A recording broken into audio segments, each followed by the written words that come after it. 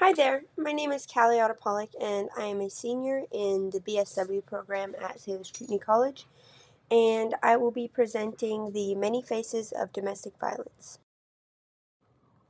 I want to start by sharing some statistics. So in the US alone, more than 10 million adults will experience domestic violence just this year. 1 in 4 women and 1 in 10 men will experience domestic violence in their lifetime.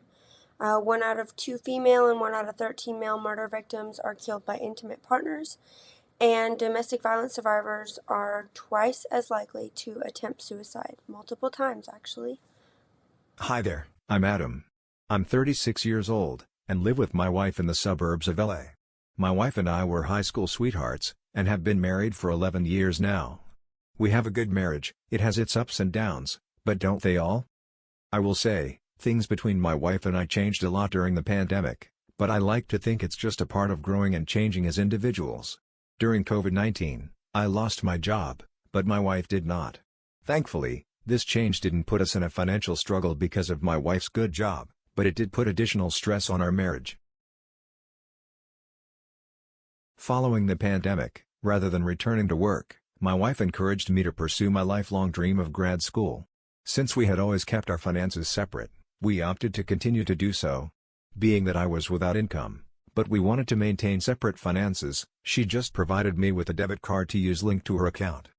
I know that me being in grad school has increased the load of stress on her, so I try to be understanding when she lashes out at me. When she's mad, she always reminds me that I never could have done this without her. I hate to hear this, but she's right. She also holds high expectations from me in school. I love that about her. When I'm studying for big tests, she usually keeps my phone to help me focus.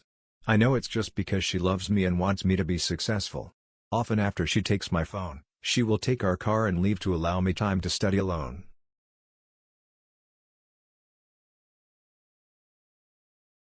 I never know how long it will be, and I've told her that upsets me. But she works so hard for us and deserves that time to herself. I probably shouldn't say anything. She doesn't like for me to contact my family too often. Most of them are uneducated and she doesn't think that's a good influence for me right now. They are so proud of me for going to school, but I know she's only looking out for me. She's really the only person I hang out with, but that's just adulthood, right? My wife controls most of my life, if I'm being honest, but it's only because she cares for me, and knows what's best. She promises me how different things will be when I get out of grad school. I just want to do a good job. I really appreciate all she's done for me.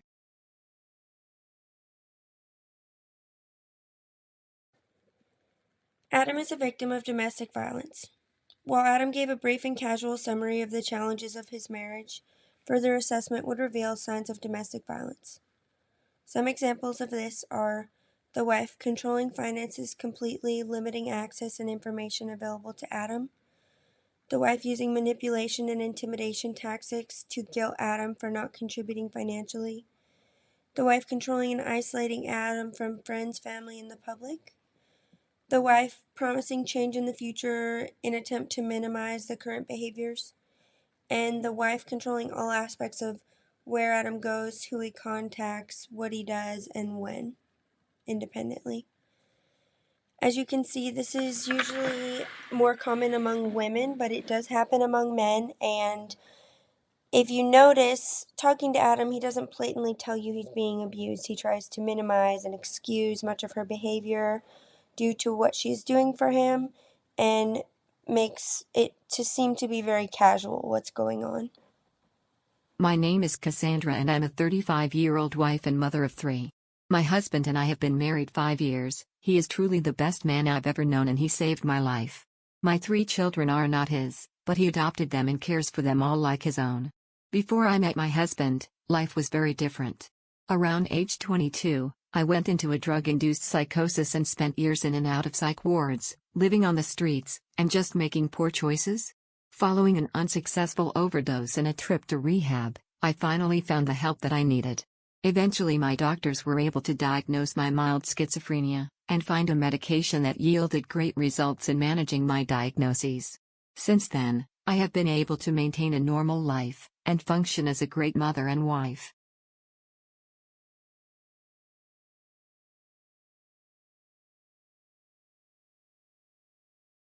Sometimes my husband's sexual demands for me can feel overwhelming. The combination of some of the sexual assault I endured earlier in life, and the low libido caused by the medications that I take, often results in a low sex drive. If it were up to me, I could completely live without sex, but my husband is quite the opposite. He gets so angry when I deny his sexual advances towards me, but I don't blame him one bit. I mean, he's a man, he can't help it. I used to stand my ground when he sought sex that I didn't want, but it really isn't worth it. My husband always jokes that if my sex drive gets too low, he will just hide my medication from me. He only makes that joke when he's mad, and I laugh to keep the peace, but if I'm being honest, this is terrifying. If I get off my medication, I could literally lose my mind, as well as my kids, and everything I've worked so hard for. If the courts ever found out I wasn't taking my medication, they would likely interfere immediately. Sometimes I just pretend to be asleep when my husband is trying to have sex with me. It doesn't stop him, but it's the best way to get it over with, without starting a fight with him. I used to talk to my best friend about it. She acted like it was a huge deal. She honestly blew it way out of proportion. One day he heard me talking to her about it and was so mad at me. He became a little aggressive with me, but definitely not abusive. Eventually he explained to me how disrespectful it was for me to speak to someone other than him about our marriage, especially regarding something so private like our sex life. He was right and I felt horrible about the situation. I would never want to disrespect him or put our marriage at risk. This man truly saved my life and is the only reason I've been able to lead a stable life. I would never want to risk that.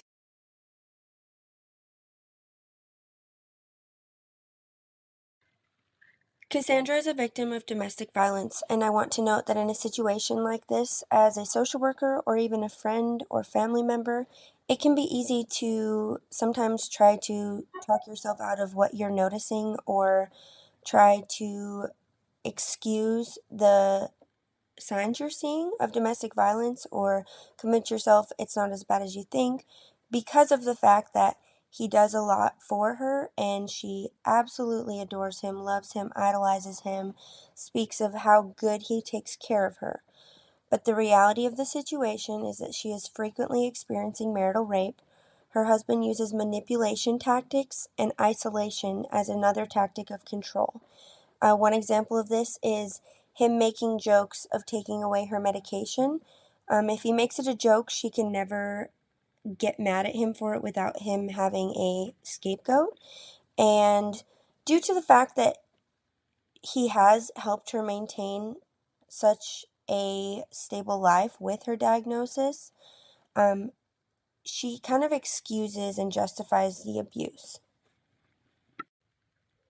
Because of her mental health diagnosis, he can also use her children and having them taken away, and the fact that he is a legal guardian of them as a tactic of manipulation. So this would be another thing to keep watch for and just be aware of if you are assessing a situation like this one.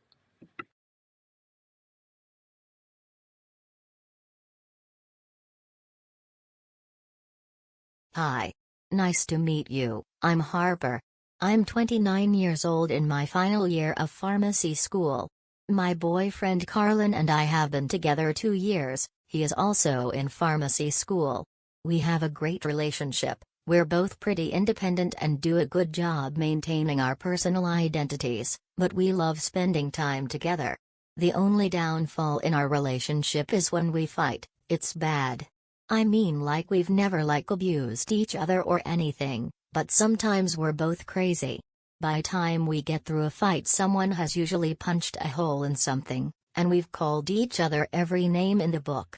We both always feel bad and apologize, but it's definitely not healthy.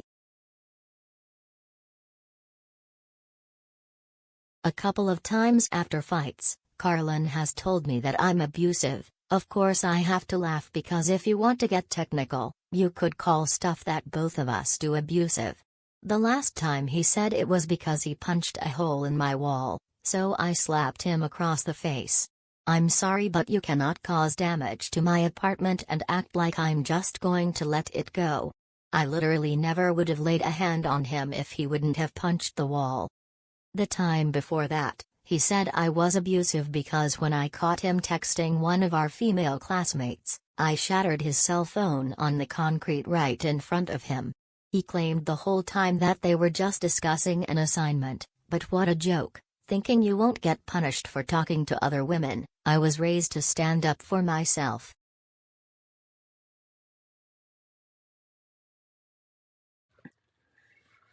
Harper is a perpetrator of domestic violence.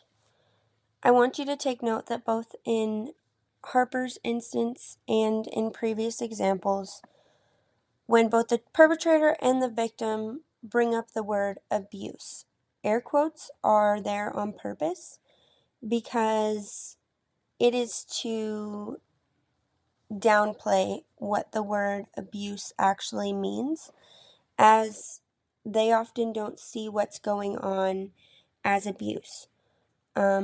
You'll also notice that whenever Harper gives examples of times she has abused her partner Carlin, she will start by telling you what he did first and why she did what she did. In the end, justifying and not showing remorse for physically assaulting him or damaging his property. Another thing you want to know is that the manipulation of breaking Carlin's phone because she didn't like what he was doing is often another thing that is downplayed as crazy or protective. That is abuse. A situation like this can be further challenging because it appears that abuse is happening from both parties. And of course, the only information I have is what I am assessing from Harper. But my understanding and what I know is that it seems that Harper is the only one that has escalated the abuse to physical and damaging his property, like the example of breaking his phone.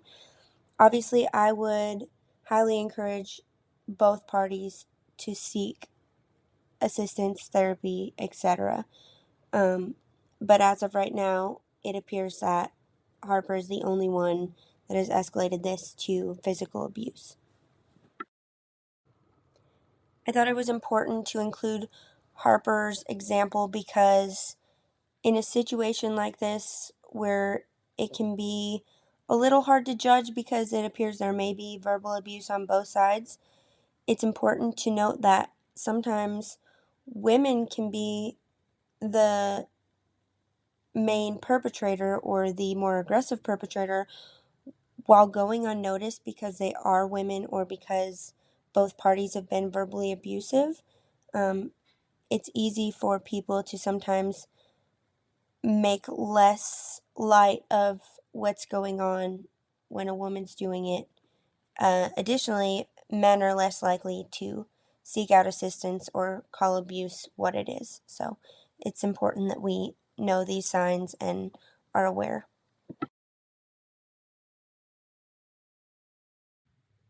In conclusion, many people do not have a clue how common domestic violence is. It is around every corner. It could be in your family, it could be in your friend group, it could be in your school or your church. It is so hard to detect and it can end fatally. I hope this presentation provides the ability to destroy the stereotype that you once possessed of what you thought domestic violence looked like. It comes in all shapes and sizes. It can be a complicated issue because of the intimacy and privacy of the situation. Often the first and best step that you can take as an advocate, as a friend, as a family member, as a social worker is to bring light to the situation. Though you cannot make someone leave a violent relationship, you can make it known that they are seen and that they are supported, that you are always someone they can vent to and a safe place if they are ever in an emergency. And here I've provided some resources for individuals that may be dealing with domestic violence. You can always also search Google, and the domestic violence hotline can also assist you with local resources. It is always important if you're dealing with domestic violence to have a safety plan available and ready and resources available for when you may need them and ahead of time before you need them. Thank you all for taking the time to watch my presentation, and I hope we can all continue to advocate and make change in the world of domestic violence.